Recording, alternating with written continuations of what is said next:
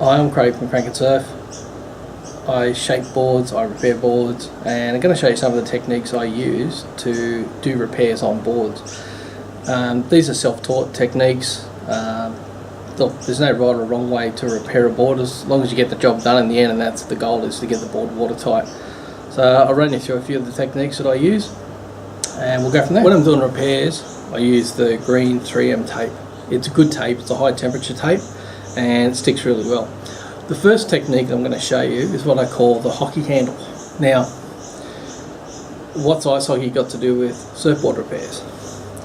Well, when you're taping a ice hockey stick and you want to put a grip on the handle, there's a technique you use. So the basic is to run the tape out and get the bottom and spin it. That's all you simply do, is spin it to make it as tight as you can, to make it a single weave. And there you have it. It basically makes one long strand. So what we're going to do, we're going to show you how that's put into practice.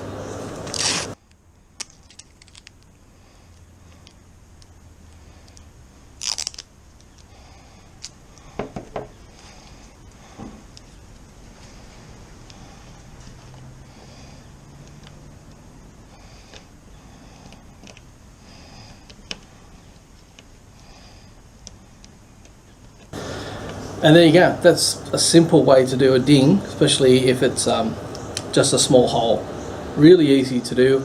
A lot of your SCS1 fin boxes make those holes just behind the fin boxes, so really handy to use that technique. It's really simple. Anyone can do it. As I said, pull the tape out, spin it, make sure the sticky side's obviously on the outside of the tape, and you're good to go.